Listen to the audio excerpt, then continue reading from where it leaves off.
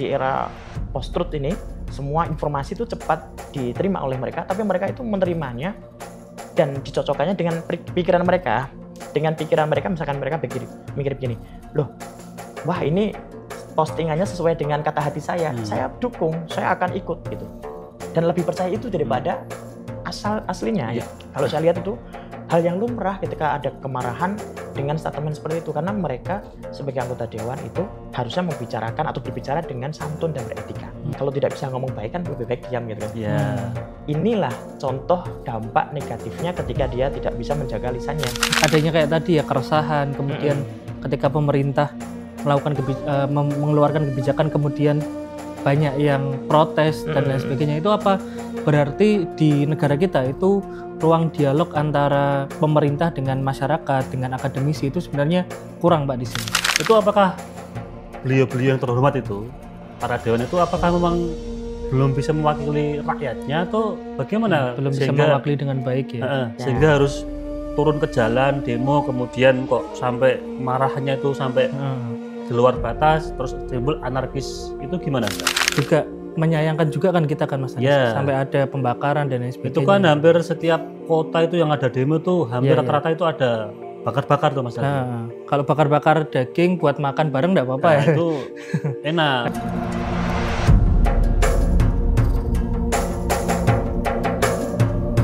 Assalamualaikum warahmatullahi wabarakatuh. Alhamdulillahirabbil alamin wa bihi nasta'in ala umurud dunya waddin. Sayyidina wa maulana Muhammadin wa ala alihi wa sahbihi ajmain. Rabbi shrah li sadri wa yassir li amri wahlul 'uqdatam min lisani yafqahu qawli amin. Pemirsa MCT TV, para penonton, sahabat ngopi dan pendengar RDI dimanapun Anda berada. Pertama-tama mari kita panjatkan syukur kita kehadirat Allah Subhanahu wa Ta'ala, yang mana pada kesempatan kali ini kita bisa berjumpa kembali di acara ngopi ngaji online perkara Islam. Kedua kalinya sholawat dan salam semoga tercurahkan dari Nabi Agung kita Nabi Muhammad SAW. Semoga mahabbah kita kepada baginda Rasul dapat memudahkan hidup kita di dunia dan kelak di yaumil qiyamah kita mendapatkan syafaatnya. Amin amin ya rabbal alamin. Pemirsa MCT TV, para penonton, sahabat ngopi dan pendengar RDI dimanapun Anda berada. Alhamdulillah kita bisa berjumpa kembali di program ngopi ngaji online perkara Islam. Dan malam ini kita sudah sampai di episode yang ke-242. Nah, seperti biasa pada episode kali ini saya ditemani oleh teman ngopi saya, ini ada Mas Aldi. Assalamualaikum Mas Aldi. Waalaikumsalam warahmatullahi wabarakatuh. Sehat Mas Aldi? Alhamdulillah sehat. Mas Anies gimana kabarnya? Alhamdulillah sehat. Alhamdulillah sehat. Kita ketemu kembali Mas Aldi. Ya, ini juga kita ketemu lagi nih. Sama sama siapa ini? Sama Ustadz Sholihul Hadi. Atau yang biasa kita panggil Ustadz Icul. Yang biasa dipanggil oleh jamaah itu Ustadz Icul itu ya. Iya. Nama apa kesayangan? nama akrab. Nama panggung atau nama apa itu Ustadz? Nama panggung. Nama panggung. Ya. Nama pena lah istilahnya. Kalau namanya asli itu Ustadz Sholihul Hadi. Tapi kalau panggilan nama panggungnya, nama kerennya adalah Ustadz Ihul. Cuman orang bacanya tuh Ucul. Oh gitu. Ya, dulu kan gini loh, gara-gara ada yang jengkel sama saya. Oh, dasar Icul ya gitu. Terus akhirnya kok jadi terbawa gitu. Terus akhirnya kok Icul ya. Lebih cocok itulah. Terus di depannya kasih Ustadz itu ya. Nah, Mas Aldi, ini beliau sudah rawuh di tengah-tengah kita. Kira-kira malam ini kita mau bahas apa?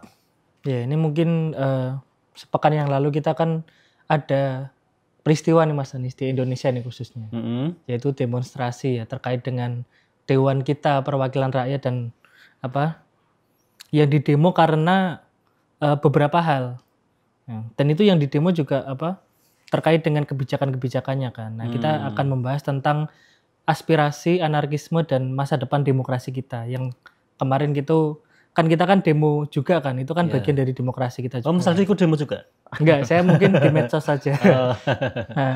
Oh, berarti ini kita bahas tentang bagaimana kita bisa memberikan aspirasi yang baik gitu Mas Aldi ya? Iya, apalagi kemarin kan banyak anarkisme yang apa juga menyayangkan juga kan kita kan Mas Anies. Sampai ada pembakaran dan lain sebagainya. Itu kan hampir setiap kota itu yang ada demo tuh hampir rata-rata itu ada bakar-bakar tuh Mas Aldi.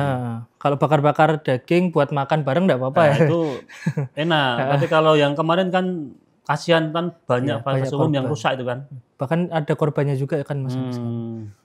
Nah, kira-kira itu kan itu apakah memang sesuai dengan aturan yang ada atau memang sudah melebihi batas kan sudah merusak fasilitas umum, kemudian ada juga korban jiwa.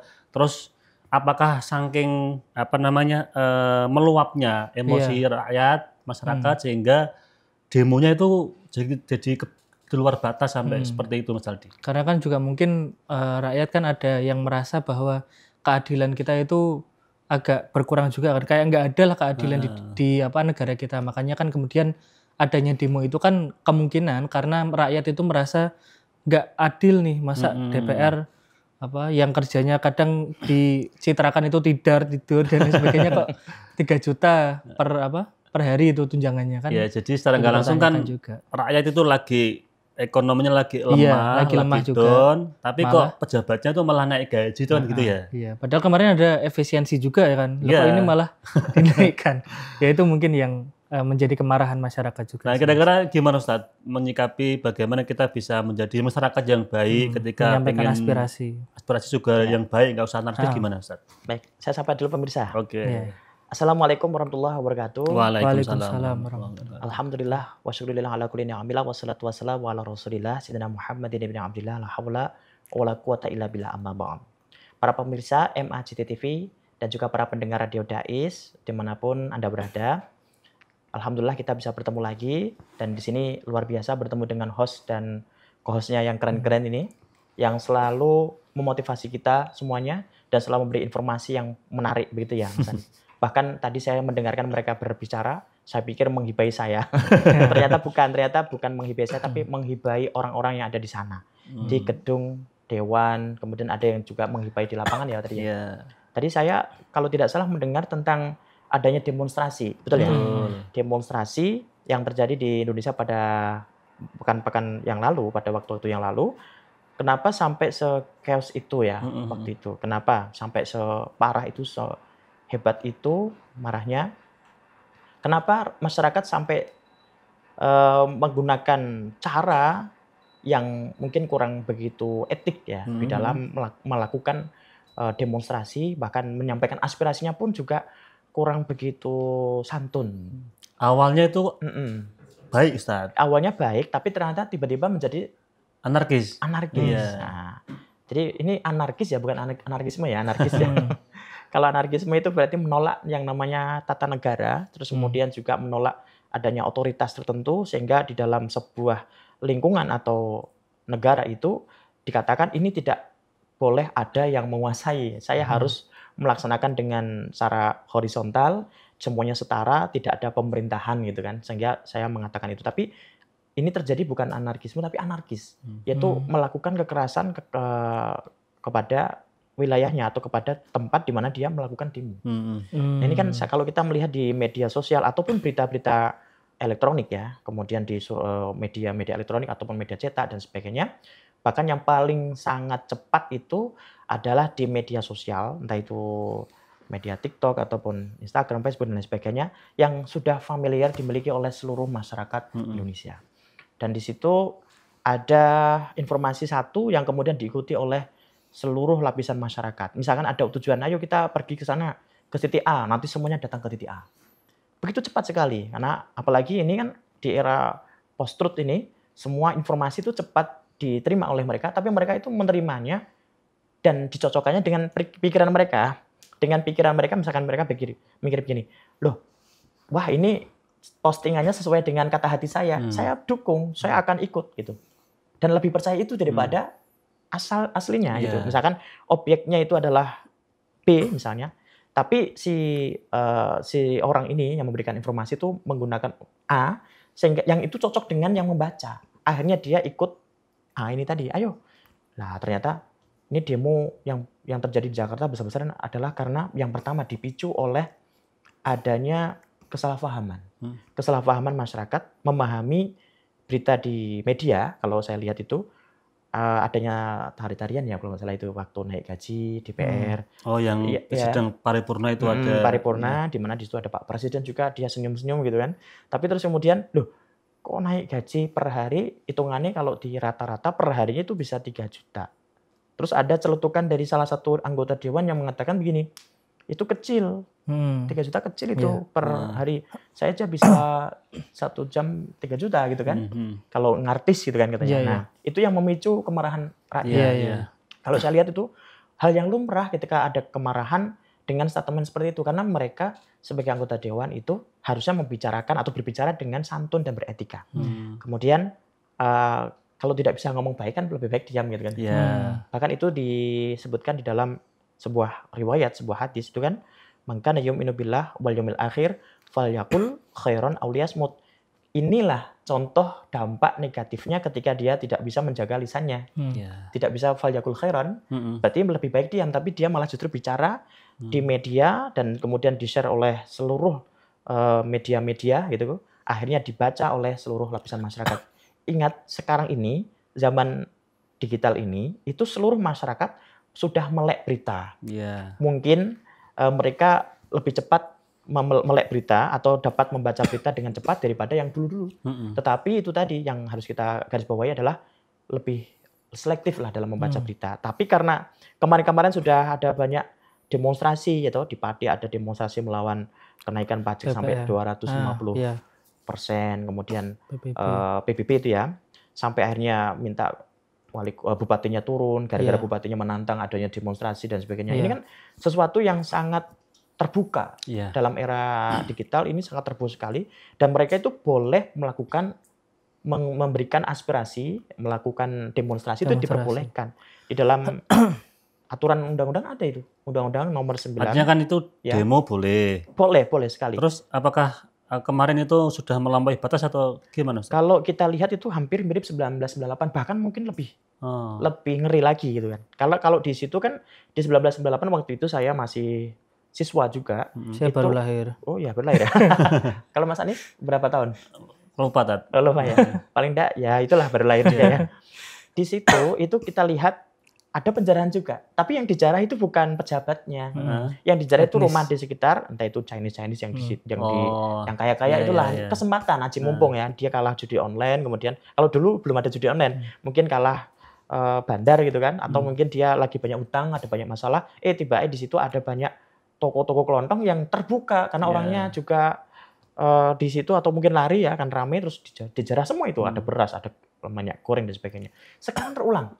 Tapi yang sekarang ini justru lebih terorganisir. Jadi bagaimana siapa sih yang akan dijarah? Yaitu artis-artis yang notabene adalah yang paling kontroversial ketika menyampaikan statement-statementnya. Ada yang bilang dalam tanda kutip TL apa itu sampai akhirnya masyarakat itu, loh kok kita dianggap sebagai manusia yang terbodoh gitu. Akhirnya mereka marah gitu. Mereka marah. Sekali lagi marah itu tidak akan menyelesaikan masalah. Maka dulu wasiat yang disampaikan oleh Rasulullah kepada Abi Darda yang kemudian diwasiatkan kepada seluruh kaum muslimin, wasiatnya begini, la taghdab wa lakal jannah, itu wasiat Rasulullah kepada Abi Darda awalnya. Karena pemarah waktu itu kan. Nah, kenapa kok sampai semarah ini ya akhirnya merusak semua kondisi yang ada di sekitarnya, yaitu termasuk membakar kendaraan yang tidak bersalah, kemudian sampai itu anarkis ya yang dilakukan oleh masyarakat karena kekecewaan mereka terhadap pemerintahan. Sekali lagi kalau seandainya pemerintah itu mengingat niat awalnya ketika disumpah, dilantik menjadi pejabat gitu kan, demi Allah ya, demi Al-Quran misalkan, itu dia pasti akan ingat bahwa tujuan dia memimpin sebuah negara itu kan karena amanah, tanggung jawab, dan itu sudah pasti ada pertanggungjawaban di hadapan Allah dan masyarakat. Dan pertanggungjawaban ini di situ ada yang namanya parlemen ya, kemudian yang mewakili masyarakat seharusnya. Tapi justru yang menjadi wakil dari rakyat ini ternyata sudah mulai tidak dipercaya lagi. Artinya mulai ini ya, mengambil sebanyak-banyaknya apa yang bukan haknya itu. Bukan haknya. Sampai akhirnya gini, kemarin kan mungkin itu modalnya belum balik Tat. Ya, kalau kita itu mungkin sudah rahasia umum ya.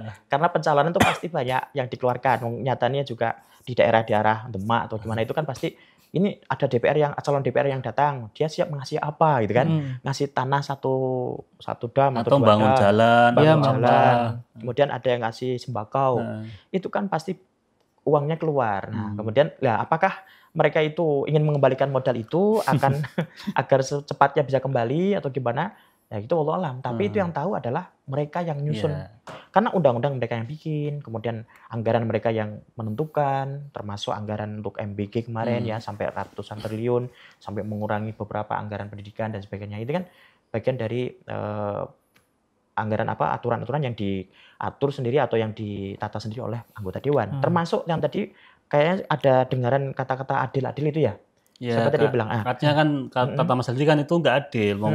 Masyarakat di bawah lagi ekonominya lemah, lagi down.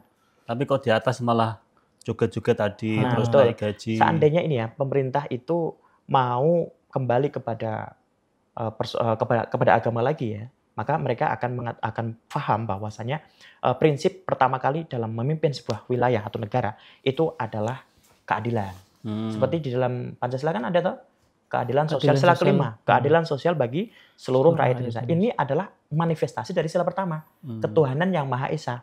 Ketuhanan yang Maha Esa itu menurut Ismail Roji Al-Faruqi ya, dia mengatakan begini, bahwa ketauhidan atau keesaan Allah Subhanahu wa taala itu meniscayakan kepada kita, kepada para pemimpin ya, untuk bisa menjadikan sebuah kesatuan dalam etika, kemudian sosial dan juga politik. Karena ini pilar utama itu keadilan. Kalau sudah sampai mengingat Allah, ya, Allah Subhanahu wa taala, zat pencipta alam semesta, kemudian Rabb semesta alam, Rabbil alamin, maka dia akan tahu, oh, saya itu termasuk hambanya Allah. Berarti ketika mempunyai tanggung jawab ini, berarti saya harus berprinsip kepada keadilan. Berarti harus adil terhadap tanggung jawabnya itu ya. Adil terhadap tanggung jawabnya. Pak, mungkin saya perlu bertanya juga tentang keadilan itu. Karena terkadang ada yang mengartikan keadilan itu sebagai kita itu mendapat bagian yang sama. Gampangnya kalau misal kita bagi-bagi roti, rotinya sama. Rotinya sama. Sebenarnya itu keadilan itu apakah seperti itu, Pak? Karena kan mungkin orang punya kapasitasnya beda-beda lah, punya kemampuannya yang beda-beda. Apakah kemudian keadilan itu, misal Mas Anies sebagai seorang akademisi itu, mungkin apakah sama kemudian posisinya dengan orang yang mungkin bekerja sebagai kebersihan atau apa gitu misalnya? Itu gimana? Sesuai dengan beban kerjanya, tanggung jawabnya, dan kemudian bidang posisinya itu kan berdasarkan beban kerja. Kalau dia sebagai pimpinan kayak direktur, itu kan jelas beban kerjanya lebih banyak, tanggung jawabnya tuh kepada semuanya. Tapi kalau karyawan yang paling bawah ya, employee yang paling bawah misalnya, itu kan bebannya di situ aja. Misalkan bersih-bersih ya bersih-bersih toh. Kalau kotor ya hanya ditindak, ini kurang bersih, ya itu aja. Tapi kalau sampai ke atasnya, manajer misalnya, itu kan yang dikelola bagaimana kepemimpinannya, bagaimana gaji ke mereka, bagaimana dia mendistribusikannya, kemudian laporannya ke atasan gimana.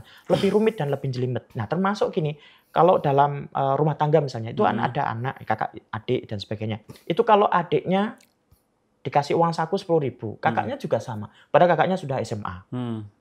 Jangkauannya lebih luas. Itu nggak adil. Itu malah nggak adil. Nggak adil. Karena posisinya beda-beda. Posisinya kebutuhannya berbeda. Jadi kalau yang gede itu kan bisa karena dia harus fotokopi tugas, dia harus sewa rental misalnya, harus ngetik di rental itu. Kan perutnya juga sudah mulai gede. Makanya banyak jenisnya. Lah yang kecil dia hanya jajan jajan-jajan di kantinnya itu. Tapi sangunya atau uang sakunya itu sama dengan kakaknya. Ini jelas tidak adil. Artinya keadilan itu berdasarkan disejajarkan dengan beban kerjanya ataupun kebutuhannya yang berbeda. Makanya ada kata-kata selain adil juga kita harus bijaksana itu. Bijaksana. Oke, berarti kalau tadi Pak terkait dengan gaji para pejabat kita. Betul. Nah, itu kan terkesan sangat fantastis kan nilainya kan. Terkadang kita kalau lihat wah ngeri ya gajinya gitu kan. Ngeri ya. Nah, apakah kemudian itu termasuk adil? Kita bilang tadi kan tanggung jawab sebagai seorang dewan atau mungkin sebagai seorang pejabat pemerintahan itu kan pasti besar karena mengurusi berbagai masalah masyarakat juga, masalah rakyat. Nah, harusnya kan kalau masyarakat berpikir adil karena dia punya tanggung jawab itu. Terus kenapa kok di situ ada masyarakat kemudian marah dengan adanya itulah, dengan adanya kenaikan gaji dan lain sebagainya. Apakah sebenarnya itu ada misal ya pejabat itu nggak menjalankannya dengan baik atau gimana mungkin? Kalau melihat kita melihat masyarakat kemudian melihat pemerintah ya, itu kan beberapa hal memang kurang transparan. Jadi pemerintah itu kurang transparan, misalkan kayak mendirikan MBK nanti bagaimana, terus kemudian Oh iya, oke. ya kan, terus kemudian nanti Berarti karena kenaikan pajak transparansi itu ya? juga diumumkan Iya. secara umum. Oh, oke. Tiba-tiba mak jegagi, mak bendunduk, naik 200%, naik 250%. Oke. Ini kan yang membuat mereka agak kaget loh. NJOP ini kok mundaknya kok sampai Tinggi. semahal ini, kok tinggi ini gitu kan. NJOP tahu ya, mesti nilai tanah itu loh. Iya, Iya. Sehingga pajaknya berapa kan ditentukan dengan dari Oke. NJOP-nya. Kan juga ada beberapa kebijakan yang menurut saya itu nggak masuk akal, Tat. Misalkan contoh, ada tanah berapa tahun nggak diurus, Disita nanti negara. diambil alih negara. Oke. Ya itu memang sempat ada berita itu, tapi setelah diluruskan ini sudah nggak diteruskan ya. Termasuk PT apa tadi? PT PT-ATK itu juga sama. Itu juga kemarin Yang sempat rekening memblokir semua blokir. rekening. Alasannya karena banyak kerancuan atau mungkin dianggap rekening bodong bahaya gitu kan. Nah, Nanti mungkin kalau ada potensi untuk potensi untuk korupsi itu ya korupsi. tadi ya, Karena kemarin pencucian kan uang. gini, sempat ada banyak dari pejabat ataupun pemain dalam bisnis ya yang kemudian ditangkap oleh KPK dari karena ada banyak kasus korupsi ya. Bahkan nilainya itu spektakuler ya, sekitar ya ratusan triliun. Ada yang masalah tambang, kemudian ada juga yang malah minyak ya, Pertamina. Bahkan Pertamina yang dulu pernah terjadi tapi nggak pernah diusut oleh pemerintah, ini diusut semuanya. Nah dari situlah kemudian PT ATK itu memblokir semua rekening dalam rangka untuk itu. Tapi ternyata itu sudah dianulir ya karena meresahkan memang. Jadi termasuk ustadz terkenal kita yaitu Ustadz Dasat itu kan pernah itu sampai bilang loh uang saya untuk masjid malah diblokir. Nah itu kan karena kebijakan-kebijakan yang error menurut saya, error ya. Mungkin Artinya bukan kan, menurut saya tapi semuanya orang. Artinya kan itu kan kebijakan yang menurut saya itu mungkin ada gunanya tapi kan jangan terus digebiah-gebiah semua itu loh. Tapi berarti gini Pak, adanya kayak tadi ya keresahan, kemudian ketika pemerintah mengeluarkan kebijakan kemudian banyak yang protes dan lain sebagainya, itu apa berarti di negara kita itu ruang dialog antara pemerintah dengan masyarakat, dengan akademisi itu sebenarnya kurang Pak di sini? Ya, sebetulnya kalau kurang bukan ya, karena dialog itu sudah dibuka umum, dibuka secara lebar-lebar lewat media. Termasuk kan pemerintah punya media yang namanya Sekretariat Negara itu ya. Itu kan diumumkan secara umum. Terus kemudian sidang MPR ataupun sidang DPR itu bisa disaksikan oleh masyarakat ya. Termasuk pengadilan itu pun juga bisa disaksikan. Terkadang kasus-kasus yang viral itu di live streaming ya oleh beberapa media lokal, TV lokal itu. Sampai akhirnya masyarakat bisa mengetahui dan bisa mengikuti seri by seri gitu. Jadi seri-serinya bisa diketahui. Jadi sebetulnya ruang publik, ruang dialog terhadap publik antara pemerintah dan publik itu sudah terbuka. Hanya saja ada keterputusan gitu, penyampaian terhadap pemerintah gitu. So, misalkan kasus di sekarang ini kan ada beberapa yang di DPR belum di ACC, misalkan contoh ada usulan untuk UU perampasan aset itu belum diklirkan oleh mereka, tapi justru malah lebih disibukkan dengan urusan yang lain, bahkan urusan yang hanya untuk mementingkan kebutuhan mereka. Jadi yang lebih urgent malah nggak disegerakan, yang biasa saja malah disegerakan. Nah, gitu kan ya. Justru kan itu yang bikin masyarakat jengkel. Jadi keterputusan itu. Tapi ini kita lihat itu semenjak Pilpres kemarin. Jadi sebelum Pilpres sampai Pilpres dan sampai sekarang itu kan masyarakat tuh ini pengen panas terus. Nggak tahu masyarakat yang sebelah mana. Tapi yang terjadi memang kita lihat faktanya di kota-kota ya, di Kebumen, di Surabaya, bahkan di Semarang sendiri itu kemarin juga di Jalan Pahlawan tepatnya itu ada chaos ya, walaupun tidak seberapa bila dibandingkan dengan Intinya Jakarta. ada bakar-bakaran. Ada bakar-bakaran mobil. Nah gini Tat, kan demo itu kan dalam rangka untuk bagaimana itu menyampaikan aspirasi dengan pemerintah ya. Padahal kan kalau ngomong aspirasi itu kan kita rakyat punya wakil dewan kan, namanya aja DPR kan, Dewan Perwakilan Rakyat itu kan. Itu apakah beliau-beliau yang terhormat itu, para dewan itu apakah memang belum bisa mewakili rakyatnya atau bagaimana? Belum bisa mewakili dengan baik ya. Sehingga harus turun ke jalan, demo, kemudian kok sampai marahnya itu sampai di luar batas, terus timbul anarkis, itu gimana Ustaz? Jadi gini, kita kembalikan kepada personal. Jadi masing-masing dari pemimpin kita, yaitu para Dewan Perwakilan Rakyat yang terhormat, itu seharusnya kan mengingat kembali tujuan awalnya adalah untuk kebaikan atau untuk kemaslahatan umat kan gitu ya. Bahkan kalau saya mengatakan ini ada krisis tasawuf di dalam krisis rohani ya di dalam pemerintahan, terutama di Dewan Perwakilan Rakyat. Kenapa? Karena rata-rata mereka itu kalau sudah menjadi Dewan Perwakilan Rakyat itu lupa. Tujuan saya itu apa? Bahkan saya berkampanye waktu mencalonkan diri itu kan. Jangan pernah jadi DPR? Enggak, maksudnya ini kan mereka yang bilang gitu. Mencalonkan diri kepada mereka, kepada masyarakat itu kan gini. Nanti usulan-usulan kalian akan saya tampung demi kebaikan kalian semua kan gitu. Nanti kalau saya jadi saya akan begini gitu. Ternyata setelah jadi enggak gitu. Soalnya mereka mungkin berpikir ulang. Loh, uang saya habis banyak gitu. Terus gimana ini? Harus bisa mengembalikan kan itu, kembali modal. Nah, kelupaan itulah yang membuat masyarakat itu mulai atau mungkin ada artinya misalkan contoh Mas Aldi jadi anggota dewan kan. Dia kan punya idealisme yang kuat kan. Ya, betul. Tapi karena minoritas di dalam masuk mayoritas, kan akhirnya kan nggak bisa untuk membuat sistem yang baik itu loh. Nah itu dia. Kalau ada beberapa, kalau kita lihat kan di media itu banyak anggota dewan yang pas waktu juga pada diam. Bahkan ada yang gede-gede, geleng-geleng kepala ini mungkin ngapain seperti anak kecil gitu. Nah tapi yang membuat masyarakat emosi itu ya karena lihat itu. Di sini sedang susah, kondisi sedang panas, ekonomi sedang memburuk di kalangan bawah gitu kan. Banyak PHK, bahkan kemarin Sritek juga mem-PHK ribuan karyawan. Sampai akhirnya bosnya ditangkap gitu kan. Kan sekarang banyak pengangguran saat. Banyak pengangguran dan kemudian kemarin waktu kampanye akan menciptakan jutaan lapangan pekerjaan tapi ternyata belum diberikan dan sebagainya. Akhirnya inilah yang membuat para rakyat atau masyarakat ini merasa seolah-olah ini kok nggak sesuai dengan ekspektasi saya waktu milih presiden. Terus kemudian gini, kesulitan pemerintah kalau saya lihat itu dari kapasitas bonus demografi. Bonus demografi kita kan banyak sekali. Masyarakat yang umur produktif itu sekarang kan banyak. Dan ternyata saking banyak itu banyak juga yang belum ditampung di dalam dunia kerja. Dan disitulah akhirnya kan perut yang berbicara. Jika perut terasa lapar maka dia akan marah. Kan begitu, dia akan marah. Terjadilah.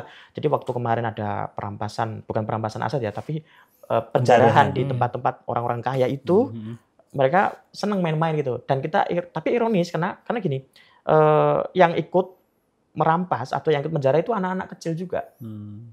Terus kemudian semua barang diambil, ada celana diambil, semua ludes itu kalau saya lihat itu. Ada barang-barang mahal juga ya. Ada branded gitu ya, yang harganya puluhan juta gitu.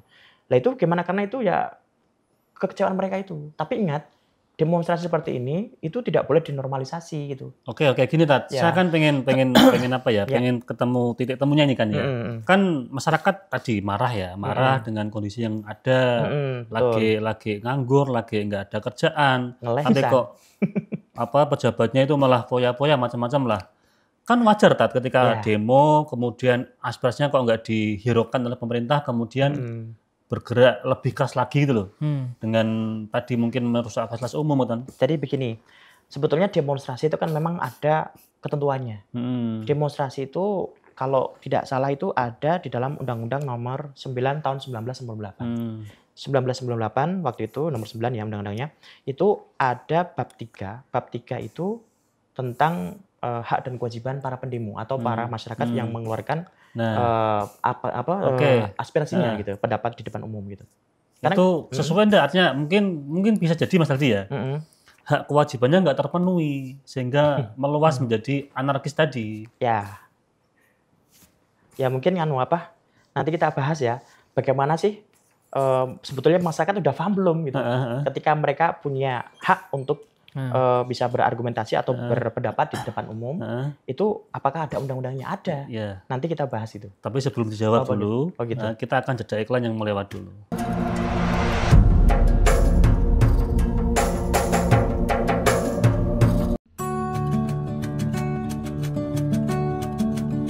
Berdiri megah di bagian tengah Pulau Jawa, inilah Masjid Agung Jawa Tengah.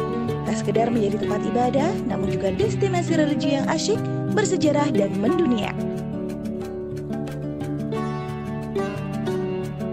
Perpaduan budaya dari berbagai penjuru dunia seperti pada kubah Masjid ala Timur Tengah, minaret khas Semenanjung Balkan serta sentuhan arsitektur Jawa semakin menambah keindahannya.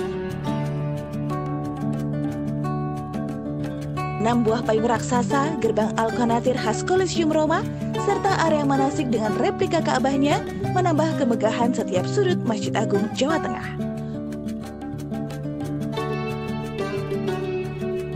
Menjulang setinggi 99 meter, puncak Menara Al-Husna menyajikan panorama kota Semarang yang menakjubkan.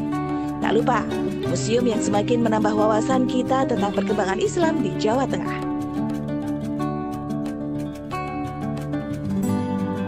Nikmati keseruan wisata pemancingan dan agrowisata dengan kebun kurma, melon, ubi, dan bawang merah.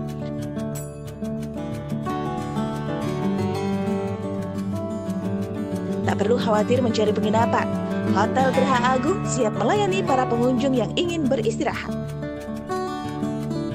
Tersedia pusat olah-olah yang menyediakan berbagai souvenir dan kuliner khas kota Semarang. Mari nikmati wisata keluarga yang asyik dan seru di Masjid Agung, Jawa Tengah.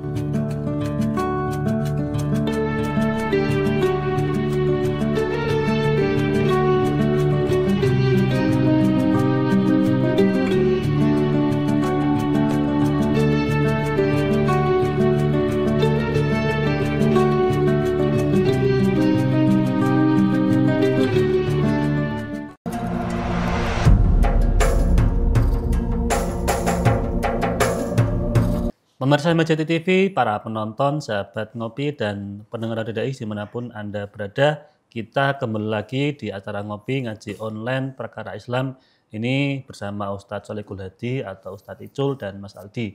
Ustadz, kita bicara tentang demo. Ini kan sangat menarik ini. Menarik karena banyak hal yang harus kita kupas. Walaupun juga kita menyayangkan karena banyak fasilitas umum yang rusak itu. Nah, demo itu kan mereka ada tuntutannya, Tat. Nah, mungkin karena tuntutannya nggak terkawal dengan baik sehingga terjadi kemarahan, kemudian anarkis terjadi itu loh. Ya. Kan harusnya kan misalkan nih, kalau misalkan saya jadi pemerintah atau jadi anggota dewan kan, itu tak ambil perwakilan beberapa orang, kemudian tak masukkan ke dalam gedung, kita mediasi. Biar nanti apa tuntutan mereka itu kita bisa memfasilitasi itu loh. Dan carikan solusi itu loh. Lah apakah kemarin nggak seperti itu, Tat? Kemarin kita melihat tidak ada seperti itu ya. Kalau kita lihat nggak ada ya. Beberapa ada menemui itu dah. Cuman kan ya karena ada beberapa yang harus diselesaikan di hari itu juga. Jadi tuntutan masyarakat itu sekarang harus sedang sanyet gitu. Pokoknya sekarang RUU perampasan aset harus segera disahkan. Sekarang gitu kan nggak bisa begitu. Karena gini, Tat, mohon maaf, saya bukannya membela, artinya kan saya sebagai rakyat biasa tuh loh. Itu kan melihat ada banyak kebijakan yang sebenarnya itu sudah mengendap lama, tapi nggak diputuskan oleh disahkan gitu kan. Gitu loh. Itu yang makanya jadi bilangnya harus sekarang juga lah kan mengumpulkan mereka juga.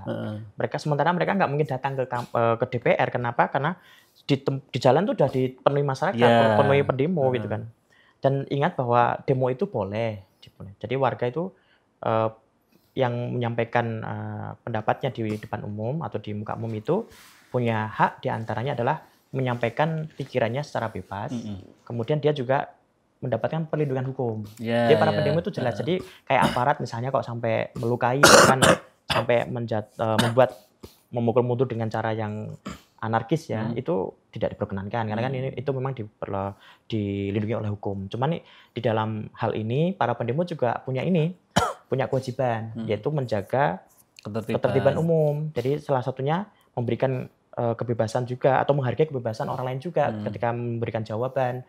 Jadi tidak boleh saling memaksakan.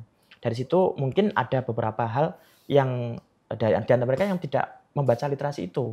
Padahal kalau seandainya kita mau berdialog dengan baik atau dengan kepala dingin, tidak dengan emosional, aman kok gitu negara. Tapi kan ini gini, sudah terlanjur ya, sudah terlanjur. Bahkan sampai ada yang terbakar, ada yang wafat juga kemarin. Dan ini kan sangat mencemaskan gitu dan sangat memprihatinkan. Semuanya pasti merasa menyesal gitu. Ada yang meninggal dunia dan ternyata yang mengakibatkan kematian itu adalah barakuda yang dimiliki oleh salah satu aparat kita, yaitu Brimob. Dan ini juga tambah emosi lagi lah. Ini terus semakin tambah banyak besar kan, lagi. setiap kota itu ada demo semua kan gara-gara itu kan. Kantor polsek dan sebagainya dibakar. Di Kebumen juga ada kebakaran juga. Akhirnya kan di Jogja juga sempat ada kemarin, terus akhirnya Sultan kemudian turun. Ini gimana? Apakah diperbolehkan? Sebetulnya kita itu kalau paham betul dengan nilai-nilai agama kita tanpa diimbau oleh para ulama ya, itu kita juga akan mengingat kembali seperti firman Allah, wala tufsidu fil ardi ba'da islahiha. Jadi jangan sampai kita itu membuat kerusakan di muka bumi yang telah diperbaiki Allah sebelumnya. Gitu. Fadu'u khaufa wa tama'a. Kita berdoa kepadanya dengan rasa takut kita akan tidak diterimanya doa kita, dan toma'a kita juga berharap untuk bisa dikabulkannya gitu kan. Dan itu sudah artinya sudah dijelaskan ya, sudah dipelajari oleh kita semuanya. Jadi kalau kita kembali, makanya saya katakan tadi adalah adanya krisis rohani di dalam pemerintahan maupun di dalam masyarakat kita. Oke, ada bukan hanya pemerintah tapi masyarakat dua juga. hal itu juga artinya krisis rohani semuanya. Iya, Baik pejabatnya ataupun rakyatnya. betul. Sehingga semuanya itu boleh dipecahkan tapi harus dengan kekerasan. Karena apa? Karena sudah tidak mau berpikir lagi. Oke. Pemerintah sudah tidak bisa dipercaya, masyarakat sudah tidak sabar. Iya. Akhirnya emosi meluap Pak, dan kemudian terjadilah chaos. Mungkin saya boleh menambahin nggak Pak? Ya, boleh. Tentang silakan. kalau menurut saya itu Mm-mm. banyak yang naik ke pemerintahan, yang jadi pejabat itu yang menurut saya itu sebenarnya nggak punya kompetensi. Betul. Karena kita lihat yang masuk ke sana itu biasanya orang-orang yang lebih populer. Dia Ya. populer sebagai mungkin artis Ya. atau Ya. public figure. Akhirnya kan yang kepilih adalah orang-orang yang populer tadi. Sedangkan mereka nggak melihat kapasitasnya itu seperti apa. Artinya Bukan kan dari yang tanggung paling bawah jawabnya ya. sebagai seorang anggota dewan seperti apa kan mereka nggak tahu tuh loh. Dan kalau kita lihat kan, kita kan melihat karena masyarakat melihat secara kasat mata lah maksudnya. Dengan yang ada itu kan kita bisa melihat bahwa ternyata pejabat-pejabat kita itu nggak punya empati. Apalagi ada yang dikatain orang tertolol itu misalnya. Itu kan juga termasuk Ya, ya. dia nggak tahu komunikasi gitu loh. Bagaimana komunikasi dengan masyarakat, bagaimana apalagi dia mewakili rakyat. Jelas ketika mengatakan seperti itu rakyat kemudian marah dan sebagainya. Tersinggung ya. Dan krisis inkompetensi itu kan kemudian yang sebenarnya inkompetensi itu kan sebenarnya lebih banyak membunuh daripada kriminal itu sendiri kan. Ya. Apalagi Jadi kalau berawal kita dari ucapan, kemudian ada emosi, kemudian mengarahkan semua massa untuk ke acara demonstrasi dan di blow up ya. Jadi istilahnya kata-kata itu kemudian dijadikan sebuah motivasi untuk melawan kemungkaran menurut mereka. Akhirnya apa? bukan motivasi itu Pak, Apa? provokasi. Provokasi. Oh, ya. Adanya provokasi berarti. Berarti masyarakat diprovokasi gitu ya. Iya. Ya, artinya memotivasi mereka untuk melakukan Iya, demonstrasi iya, tadi. Semangat sekali. Terus akhirnya terjadi itu dendam ya, sehingga rumahnya pun disambangi. Tapi sebenarnya itu saya termasuk orang yang awalnya itu loh Pak, itu mendukung gerakan itu. Karena tadi keresahan yang disampaikan Mas Aldi kan banyak yang dirasakan oleh masyarakat seperti itu. Tapi kalau misalkan sudah mencapai anarkis, banyak pembakaran di mana-mana, terus sampai ada korban jiwa, fasilitas umum juga rusak, itu juga saya nggak terima. Iya. Artinya nggak menerima itu. Jadi Kalau menurut Mas saya Anies nggak tadi terima? yang demonstrasi itu ya yang sampai kemudian ada yang kalau menurut saya itu ada yang memang murni buat menyampaikan aspirasi, Tapi ada yang ditumpangi. ada yang ditumbang. Entah itu ya Begini ya. Jadi gini, dibayar atau gimana. ketika melakukan demonstrasi, asal mereka tahu apa itu yang dimaksud dengan demonstrasi yang sudah dilindungi undang-undang, dia akan melakukan sesuai dengan koridor. Tapi kan nggak semuanya tahu Tapi itu Pak. tapi gini Artinya Pak. begini, jadi kalau kita lihat kemarin itu ternyata tidak semuanya dari kalangan mahasiswa karena memang mengatasnamakan rakyat ya. Iya, iya. Tapi mereka usianya itu di bawah 20-an. Iya. Kalau kita lihat dari raut mukanya, loh ini usianya kok baru sekolah-sekolah. Makanya kemarin diimbau seluruh anak-anak SMK, SMA itu tidak ada PJJ tapi disuruh berangkat aktif Untuk turun ke jalan. supaya tidak enggak di kelas, supaya tidak keluar untuk demo. Oh. Tapi anak-anak yang untuk SD itu disuruh istirahat di rumah. Kenapa kan nggak mungkin anak demo. Tapi kemarin waktu penjarahan itu ada anak usia SD. Iya. Dan ini kalau kita lihat dari berita yang ada itu sudah melakukan penjarahan dan sebagainya, ini sudah tidak dibenarkan. Oke. Menurut undang-undang hukum kita ataupun menurut agama kita, jelas itu sudah merupakan perbuatan yang merugikan orang lain, merampas merampok ataupun menggosok kalau menurut bahasa santri. Tapi itu kan bisa juga menjadi efek jera ya Mas Aldi ya kepada para pejabat atau siapapun itu yang semenang-menang dalam menjabat atau memerintah itu loh. Sama seperti ketika ada seorang maling di kampung kemudian ketemu orang kampung. Remuk gitu kan, hancur semua badannya. Terus kemudian dia bilang, "Ben efek jera, biar orang-orang tidak akan maling." Ben kapok lah benar. Di statement itu betul, tapi perilakunya yang keliru. Tidak sesuai dengan norma gitu. Termasuk pejabat ini disatroni, kemudian rumahnya dirusak, barang-barang diambil dijarah. Ini biar mereka itu pejabat-pejabat biar kapok, biar tidak diulang lagi kejahatan yang sama. Tapi ini caranya yang tidak benar. Kenapa? Karena itu sama dengan pencurian. Wasariku itu faqta'u aydiyahuma. Kecuali dijarah dan dikasihkan ke negara lagi untuk tidak. Nah ini kan kita kemarin tidak loh. Saya malah berpikir begini kemarin sempat khusnudon. Atau jangan-jangan setelah dijarah kemudian dijadikan satu di dalam sebuah gudang, kemudian dikasih label, ini rumahnya siapa gitu kan. Kemudian satu lagi di gudang, ini rumahnya siapa. Tapi kayaknya enggak ada kayak gitu ya. Ya diambil masing-masing. Pribadi ya, bahkan ada yang transparan ya. Videonya tuh betul-betul buka-bukaan begitu. Ketika setelah bawa kasur itu kan ada yang nawar, ini berapa itu dijual. Akhirnya dijual berapa? Wah, nah ini kan tawar-menawar. Hasil jarahan tadi dijual gitu. Kan ini sama dengan pencurian. Cari hukum. Makanya kemarin Pak Prabowo sempat marah kan. Marahnya gimana? Pokoknya yang melakukan tindak anarkis ini termasuk pidana, harus dituntas gitu, harus kalau demo silakan dilindungi undang-undang, tapi dengan cara yang baik kan itu. Kalau misalnya saya lihat kronologi yang jauh tadi, ada beberapa kasus korupsi yang ditangkap oleh pemerintah atau oleh KPK ya. Kemudian jumlahnya yang tidak main-main ya, sampai ratusan triliun. Bahkan ini tidak pernah tersentuh di presiden sebelumnya. Betul. Ini kan kemudian terjadi chaos dan sebagainya. Ini kan kalau orang-orang secara umum akan memandang bahwa jangan-jangan gitu kan. Jangan-jangan ada sedikit suudon gitu. Jangan-jangan ada dalang di situ. Ya ada udang di balik batu kan. Supaya tujuannya adalah menjatuhkan pemerintah. Bukan sekedar DPR malah, tapi ke pemerintahnya. Oke, berarti kan ini kalau tadi berbicara kan yang terjadi penjarahan, kemudian pembakaran itu kan sebenarnya kan ada narasi yang disebarkan berulang-ulang, Pak. Kalau saya lihat di media sosial itu banyak narasi-narasi yang memang mengarah kepada penjarahan, kemudian pembakaran dan sebagainya, bahkan sampai suruh mengepung di bandara dan sebagainya. Itu kan sebenarnya ada narasi yang berulang-ulang disampaikan, bahkan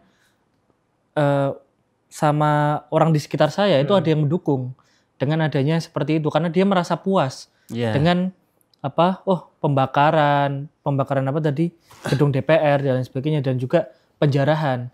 Padahal kan kalau kita kembali lagi di agama kita kan juga penjarahan kayak gitu kan nggak diperbolehkan kan. Mungkin apakah mereka mikirnya juga gini Pak, logikanya ini mungkin cara berpikir mereka itu ini dari rakyat, ya kembali lagi ke rakyat. Nah, itu kan itu logika ya, yang sering itu saya sepakat benar. gini. Kata-katanya benar. Dari rakyat berarti oleh rakyat. Kan begini Tat. Kembali kepada lagi rakyat. misal daripada uangnya itu dikorupsi. Kan mending dibuat memperbaiki tadi yang saya itu. Jadi sering ada kata-kata gitu. Saya jarah ini sebagai ini di media sosial, komen-komen gitu loh. Komen-komen video itu kan bilang bagus itu lanjutkan saja. Mantap. Itu uangnya rakyat itu. Dia beli pakai uang rakyat, ambil saja untuk rakyat. Kan mengompor-ngompori namanya. Jadi itu bisa dikatakan namimah, betul ya? Ya artinya kan kalau itu iya ada provokasi itu ya. Ada provokasi ke media itu kan.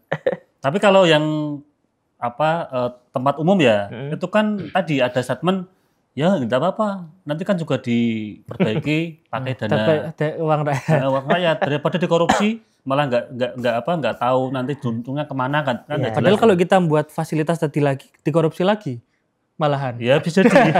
Soalnya proyeknya bisa dikorupsi. Malah proyeknya ada proyek baru nih. Kalau masalah korupsi itu pasti ada celahnya ya. Mungkin bisa diambil jari siapapun dari. Bahkan kok bisa rakyat secerdas itu atau jangan-jangan rakyat juga latihan korupsi kan gitu, nggak tahu juga. Kan sudah terbiasa dengan informasi atau berita korupsi Pak. Nah ya. Tapi harusnya gini, kalau saya mengambil kacamata terbalik, melihat kinerja pemerintah saat ini, seperti itu, banyaknya koruptor yang tertangkap, paling tidak kita itu harusnya mulai percaya, kita tunggu saja apa langkah-langkah beliau. Tapi kudu transparan dong, Artinya ketika ada koruptor tertangkap, terus ini korupsi berapa triliun atau berapa M kan harus jelas ini nanti dana ini mau dikemanakan loh. Itu kan juga nggak tahu endingnya kemana? Informasinya memang belum ada. Jadi Iya. misalkan kemarin yang disita berapa triliun yang uangnya ditata itu, kan pernah lihat itu beritanya. Iya, di berita ada. Itu juga belum tahu kelanjutannya ini uang untuk apa. Tapi kemarin kan katanya pemerintah punya tempat untuk investasi namanya apa itu? Yang di Danantara itu ada beberapa yang dimasukkan ke situ. Atau mungkin tergantung dia korupsinya di bidang apa. Kan Kalau daripada kebijakan efisiensi kan banyak memotong anggaran itu kan, mending kan pakai dana korupsi itu kan, yang dikorupsi koruptor itu maksudnya. Kalau efisiensi itu justru rakyat tidak terkena sebetulnya. Efisiensi itu lebih banyak ke ke aparat, kemudian ke kantor dinas itu efisiensi dalam rapat dikurangi, dinas luar dikurangi. Tapi kalau masyarakat enggak, nyatanya mereka juga kemarin dapat BLT dan sebagainya. Kan artinya biar pejabat itu tidak korupsi di dinasnya masing-masing gara-gara ada efisiensi itu maksudnya. Termasuk kemarin ada yang Kementerian HAM itu ya, minta banyak tapi ternyata dapatnya sedikit terus kecewa dan sebagainya. Itu kan tujuan pemerintah supaya anggaran itu tepat gitu. Ya. Nah, masyarakat nggak ada dampaknya sebetulnya. Cuman kemarin yang paling kentara itu di dalam dunia kerja, banyak di antara mereka karena demografinya besar, banyak yang lulusan-lulusan baru yang belum bekerja, itu yang akhirnya protes. Ya. Harusnya pemerintah membuat lapangan pekerjaan. Itu tentang lulusan-lulusan baru dan sebagainya, Pak. Pak, di sistem kita, terutama di pemerintahan atau mungkin bahkan di perusahaan-perusahaan itu kan terkadang nggak memperhatikan yang namanya meritokrasi. Yang Betul. orang ditempatkan sesuai dengan kompetensinya. Terkadang orang itu ditempatkan karena dia keluarga, orang atau dalam lah ya. Orang dalam atau mungkin dia itu pinter lah cari muka, tapi nggak memperhatikan kompetensinya. Itu kan kemudian yang terjadi juga ketika di pemerintahan itu, di para pejabat kan juga naik karena itu juga kan. Karena satu partai, Nggak. tim ses misalnya gitu kan, tapi nggak ada kompetensi gitu kan. Makanya kemarin ada kementerian yang lulak-lulak gitu. Ya, banyak juga kan yang sampai dia bangga dengan IPK berapa itu 2, itu kan agak aneh juga kan, kok kayak gitu dibanggain. Terus banyaklah komentar-komentar yang sebenarnya itu nggak mencerminkan orang dengan bahkan kompetensi nilainya rata-rata ijazahnya 6, tapi sekarang jadi orang kaya gitu kan. Ya kalau orang kaya nggak nganu lah, maksudnya sampai ke pejabat itu sebenarnya kan menjabat itu kan membawai sebuah hal yang itu harus ada spesifikasi khusus kan Pak. Itu kan kalau misalkan hanya sebatas yang penting orang dalam masuk kan nanti nggak bisa punya kerja, duit atau mungkin gimana kan repot itu. Betul. Wong masuk dia nggak bisa kerja kok disuruh kerja. Lah terus kembali ke masalah gaji itu tadi kan dulu kan di industri-industri lah gaji kan UMR ya, UMK gitu. Tapi ternyata income-nya Dewan kok lebih besar. Kalau kita lihat dari kinerja yang benar itu jelas boleh-boleh saja income seperti itu. Cuman kan karena melihat kapasitas mereka ketika ditonton ya oleh masyarakat pas waktu rapat pada tidur ya kan jengkel juga. Lah itu mungkin yang bikin emosi gitu. Terus kemudian ditambah cerita-cerita yang mengarah kepada perpecahan gitu kan. Ya seperti yang namimah tadi bahwa kan Rasulullah tuh sering mengatakan namimah itu jangan dilakukan gitu. Namimah itu gampangnya apa itu? Istilahnya itu. Namimah itu membuat sebuah kisah atau menceritakan sesuatu yang tujuannya itu untuk memecah belah. Mengadu domba. Bahkan Rasulullah sampai mengatakan ala unabiikum bil adhu gitu. Ya an-namimah al-qalatu bainan nas. Jadi Rasulullah itu menyampaikan kepada para sahabat, kamu mau nggak saya kasih tahu apa itu namanya al-adhu? Oh, al-adhu adalah namimah. Namimah itu siapa? Namimah itu apa? Namimah itu adalah yang sebuah kisah atau menceritakan sesuatu yang membuat perpecahan di antara sesama manusia. Dan itu ternyata berdampak sangat buruk sekali terjadi sampai hari ini ketika kita melihat demonstrasi kemarin. Gitu loh. Terjadi bahkan bekas-bekasnya itu kelihatan gitu kan. Ya Allah Gusti, negara lain itu sampai menayangkan itu. Iya itu kan sampai berita internasional negeri, itu. Betul. Ini kan malah jadi citra buruk. Terus kemudian kalau kita melihat sampai ke tokoh-tokoh pejabat kita yang disita dijarah itu, termasuk Menteri Keuangan itu kan sampai dijarah. Beliau kan mungkin banyak berita-berita yang disimpang siurkan. Contoh kemarin saya memang berbicara dengan salah satu pegawai GKN Gedung Keuangan Negara di Kota Semarang itu, kan kebetulan saya juga pernah ngisi di sana. Saya tanya kepada yang bersangkutan tentang guru adalah beban negara waktu itu ya.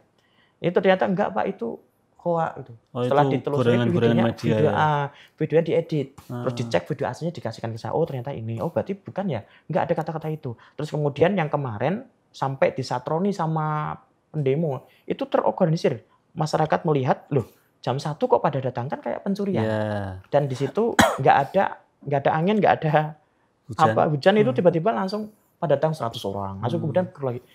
Dan untungnya di situ memang ada satpam ya, jadi ada security sehingga dia langsung menyampaikan kepada kepolisian setempat gitu untuk supaya menjaga rumah beliau. Dan kalau kita lihat mereka selalu memberikan statement begini, ini korupsi, kita ambil uangnya gitu, kita sita atau kita rampas asetnya, dirampas oleh rakyat gitu kan. Padahal Ibu Sri Mulyani kan kalau kita lihat track recordnya beli rumah itu sebelum jadi menteri gitu. Contoh ya. Terus kemudian ada beberapa kemarin informasi ada di Amerika waktu itu beliau jadi petugas atau menjadi salah satu direktur ya di Bank Dunia. Iya toh? Waktu itu kan. Nah, dari situ kan berarti paling tidak kita tuh harusnya seneng kan. Oh, ada pejabat yang bagus, yang punya prestasi gitu kan. Malah justru disatroni gara-gara terkenal dengan sebutan emak-emak pajak gitu kan. Kan itu juga ya, mungkin ini Pak, apa Pak Ustadz, itu ya. Soal kegiatan individunya atau privilege individu, kita nggak akan mempermasalahkan lah. Yang dimasalahkan kebijakan yang ditelurkan, yang dibuat itu loh oleh para pejabat biar nanti itu bisa pro kepada rakyat itu loh. Saya ngopi dulu ya. Monggo. Ya, ngopi dulu. Ini kayaknya penting sekali nih, harus bismillahirrahmanirrahim. Karena kan ya kita tahu kan banyak kebijakan yang menurut saya itu kurang sesuai dengan kurang pro rakyat. Ya. Kurang pro rakyat. Tapi ngomong-ngomong kopinya pas ini. Ya, ini kalau ini pro rakyat ini.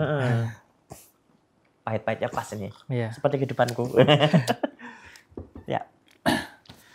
Ya memang kalau kita lihat dari kebijakan-kebijakan beliau, ada pajak, naik pajak dan sebagainya, semua dipajekin, ada yang 11%, ada 21%. Dan itu ternyata ada syarat dan ketentuan berlaku. Jadi tidak semua rakyat yang kena pajak itu. Kalau saya lihat, tapi dipukul rata itu tadi. Makanya saya katakan di sini adanya chaos dan sebagainya itu diperankan atau dibantu, didukung oleh yang namanya An-Namimah tadi gitu. Karena ada yang menunggangi itu ya. Iya, jadi kan berita-berita atau but-but itu kan banyak itu. Jadi akun-akun yang bukan asli, fake akun. Itu kan robot itu. Dan itu dikuasai oleh mereka yang tujuannya adalah untuk memporak-porandakan negara ini. Termasuk kan kemarin ketika Pak Prabowo ingin mencanangkan kemandirian, ya, termasuk salah satu meneruskan programnya yang terdahulu, hilirisasi dan sebagainya itu toh. Itu kan sesuatu yang tidak disukai oleh luar negeri. Nah, makanya di samping itu kok ini dilanjutkan ditambah dengan mafia-mafia yang tertangkap tadi. Tadi luar negeri maksudnya gimana, Pak? Ya, kebijakan Indonesia waktu melakukan hilirisasi kan ada beberapa negara yang dirugikan. Jadi seperti barang-barang atau hasil mentah itu tambang yang sudah dijual kepada luar negeri itu syaratnya harus mentah kan gitu. Ketika hilirisasi kan harus dijual setelah jadi gitu. Itu kan salah satu produk mereka, ternyata Indonesia sudah bikin sendiri. Nah, kan repotnya di situ. Mereka nggak ada tambahan gitu kan. Bahkan dulu pernah mau dituntut kan di Indonesia. Nah ini dilanjutkan, ditambah dengan hal-hal yang baru gitu.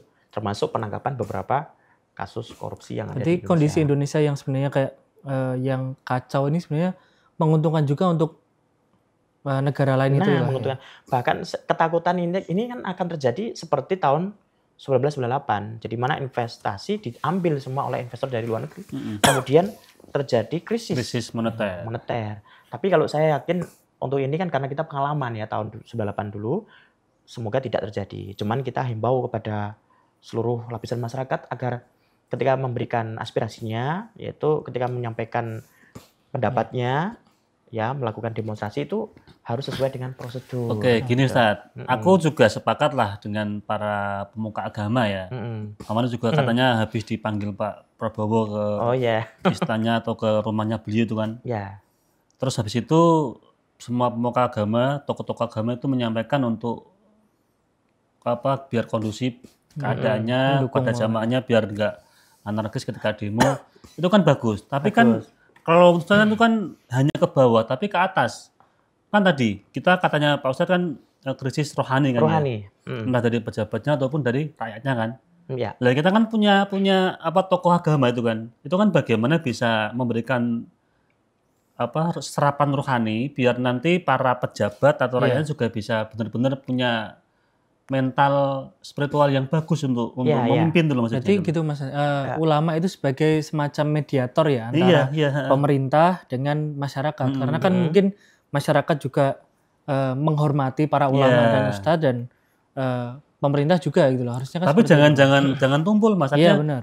ke rakyat, ke jamaah juga oke lah kita himbau untuk damai. Karena kan tadi mediator kan berarti saling. Iya. saling. Nah, Karena sampai detik ini, belum sampai hari ada ini ya? mungkin belum ada kan, artinya statement dari pemerintah bahwa nanti akan memperbaiki kebijakan, akan memperbaiki aturan yang kemarin dia disampaikan yang tidak bagus itu kepada atau yang pro rakyat itu kan nggak ada, belum ada sampai detik ini. Cuman permintaan maaf sudah ada permintaan maaf. Iya. Jadi kayak Iya, DPR iya, sudah oke. melakukan permintaan maafnya kepada masyarakat lewat media, lewat akunnya. Bahkan lewat TV ya, TV Iya. swasta udah. Ya memang belum ada statement itu. Cuman kan pemerintah itu sudah ada staf khusus sendiri, yaitu staf khusus bagian rohani. Kalau dulu Gus Miftah, sekarang diganti siapa itu? Ustadz Adi Hidayat kalau salah ya. nggak tahu. Nah itu kan itu yang tujuannya adalah selalu memberi nasihat gitu kan kepada pemerintah berkaitan dengan religi atau dengan agama. Iya. Nah makanya kan tadi seperti yang disampaikan oleh Ismail Roji Al-Faruqi itu kalau diikuti artinya itu kan sebuah saran ya, sebuah ketauhidan itu kalau kita punya tauhid, seorang pemerintah itu Islam, walaupun negaranya bukan negara Islam, tapi komitmen hatinya itu sebagai pemimpin Islam. Artinya selalu terpaut kepada Allah. Allah, kemudian dia selalu ingat ya siapa sih yang menjalankan ini semua Allah. Terus kemudian pilar utamanya itu keadilan. Kalau sudah sampai situ rakyat akan diamankan. Artinya kalau ada rapat, kemudian ada diskusi, itu yang dipikirkan tuh rakyat. Bukan lagi kepentingan pribadi. Bagaimana rakyat bisa sejahtera, Bagaimana rakyat bisa bisa sejahtera. makmur itu ya. Betul. Bahkan ini isu-isu tentang bangsa Indonesia nanti akan hancur 2030. Ini kan jadi sesuatu yang hampir-hampir gitu. Maksudnya artinya hampir dipercaya orang akhirnya. Kemarin kan hanya sekedar ramalan. Lah, dengan demonstrasi yang tidak terarah, artinya mereka kewajibannya nggak terpenuhi. Kewajiban pendemo loh, bukan kewajiban yang didemo. Tidak terpenuhi artinya ketika harus menjaga keamanan dan stabilitas umum, kemudian dia juga harus menjaga kesatuan dan persatuan bangsa. Ini kan akhirnya kan dilanggar semuanya akhirnya. Kenapa kok dilanggar? Nanti ada disintegrasi dan sebagainya. Kekhawatirannya di situ. Karena terlalu banyak chaos ini. Nah, maka dari itu kita kembalikan ke moralitas kita. Maka ketika pemimpin kurang etis dalam menyampaikan sesuatu kepada masyarakat, masyarakat boleh menilai. Dan penilaian masyarakat itu ternyata sekarang tidak hanya sekedar menilai, tapi langsung melakukan dengan aktivitas nyata, yaitu melakukan. Berarti kalau misalkan nih ada gitu. pejabat yang omongannya tadi nyeleneh nggak jelas langsung dijarah atau gimana saat? Lah itu gara-gara ini terjadi, itu khawatirnya nanti seperti itu. Ketika nanti ada salah satu pejabat atau pemimpin kita lah mengatakan statement yang kurang baik, kemudian di demo nanti terus rumahnya diambil gitu. Rumahnya di sebelah mana? Di sebelah sana. Ayo kita ke sana semua gitu. Akhirnya begitu. Nah, ini repotnya di sana. Presiden buruk ini nanti. Makanya ini jangan dinormalisasikan, harus segera diakhiri karena ini melanggar hukum. Baik hukum bangsa kita sendiri ataupun hukum agama. Artinya kan harus diakhiri dengan berbagai pihak. Tidak hanya rakyat yang evaluasi, tapi juga pemerintah. Paling tidak pemerintah mengajak masyarakat berbicara. Jadi tidak sekedar memberi instruksi untuk mengatasi atau menangkap semua yang melakukan kriminal itu. Tapi ada kata-kata tambahan. Setelah ini kami akan mengajak masyarakat bertemu, gitu kan, makan bersama, misalkan kita dialog. Bukan masyarakat ke DPR saja, tapi presiden harusnya, presiden yang harus menyampaikan. Bahkan mungkin lingkup terkecil dari desa, dari kecamatan, dari kabupaten harus benar-benar evaluasi total. Paling bagaimana tidak itu bisa perwakilan menjaga masing-masing daerah seperti pemimpin daerahnya kayak gubernur, kemudian wali kota atau bupatinya itu yang menyampaikan kepada masyarakat yang langsung di garis-garis batas-batas wilayah tertentu. Jadi tidak langsung presiden, tapi presiden menyampaikan secara umum di media ataupun di mana, tapi ke bawahnya itu lewat pemimpin daerah. Tujuannya apa ya? Untuk memberikan edukasi terhadap masyarakat. Bolehlah melakukan demonstrasi, tapi harus sesuai dengan etika undang-undang yang berlaku. Salah satunya yaitu tadi menjaga keamanan dan ketertiban umum gitu kan. Tidak membakar, tidak menjarah. Kan itu kan kriminal gitu. Maka kalau ada di media sosial yang mengatakan ini sesuatu yang benar, ini benar, lanjutkan saja. Itu uang rakyat, itu korupsi. Provokasi ya. Itu provokasi. Jangan diikuti kan itu. Jangan diikuti. Karena yang asli misalkan dia itu adalah orang asli bukan akun fake, dia berarti berdosa jariah itu. Ya, artinya itu dosa besar kan, karena menggiring orang untuk berbuat yang tidak baik kan, kejahatan kan. Kalau kita mengatakan pemerintah keliru, silahkan, betul, saya setuju, memang ada kekeliruan. Tetapi di dalam rangka kita melakukan usulan-usulan ke pemerintah, tentunya kita juga punya cara-cara yang etis. Oke, gitu. Ustadz, ini karena waktu Ya. kita dibatasi, sebelum diakhiri mungkin ada closing statement tentang tema malam ini, bagaimana kita bisa mengaspirasikan dengan baik tanpa anarkis. Ya, baik, para pemirsa dan para pendengar Radio Dais dimanapun Anda berada, kita melihat kemarin ya terjadi chaos yang luar biasa di antara masyarakat yang melakukan demonstrasi terhadap Dewan Perwakilan Rakyat, baik di tingkat pusat maupun daerah. Dan itu akhirnya berdampak buruk, yaitu adanya pengerusakan dan penjarahan di mana-mana, termasuk orang-orang target ya yang dijarah rumahnya, bahkan sesuatu yang barang-barang mahal kemudian diambil dan sebagainya. Dan ini tentunya menimbulkan keresahan kepada seluruh masyarakat yang ada di sekitarnya. Khawatirnya nanti juga dijarah. Demonstrasi diperbolehkan asalkan tetap memenuhi hak dan kewajibannya sebagai seorang pendemo atau orang yang melakukan aspirasi, menyampaikan aspirasi kepada pemerintah. Karena itu diatur dalam undang-undang. Tetapi ketika melakukan demonstrasi dengan cara yang sudah di luar nalar, yaitu dengan kerusuhan, penjarahan, dan sebagainya, ini akan menimbulkan masalah-masalah baru. Dan ketika menjadi masalah baru, maka yang dirugikan adalah bukan hanya pemerintah, tapi juga kita yang dirugikan. Bahkan bangsa kita itu akan dirugikan di tingkat nasional, di tingkat internasional. Semuanya akan merasa dirugikan. Termasuk keamanan yang tidak aman lagi, membuat para investor akan lari dari Indonesia.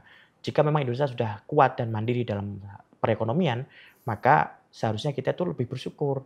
Artinya kita boleh melakukan demo, tentunya dengan aturan yang berlaku, dan ingat jangan ada penjarahan lagi, karena itu bagian dari kriminal dan merupakan perbuatan dosa. Mungkin itu yang bisa kita sampaikan. Bolehlah kita berpendapat, tapi boleh juga kita menerima masukan. Terima kasih. Oke, matur suwun Ustadz sudah rawuh memberikan banyak ilmu kepada kita semua. Mas Aldi, terima kasih ya. Iya, Mas Anis. Cukup ya, tidak ada Cukup, Mas tambahan Anis. ya. Oke, pemirsa Majati TV, para penonton, sahabat ngopi dan pendengar Radio Dais dimanapun Anda berada. Demikian ngopi pada episode kali ini. Saya selaku host, bila banyak salah, banyak khilaf, mohon maaf yang sebesar-besarnya. Haru kalam, assalamualaikum warahmatullahi wabarakatuh.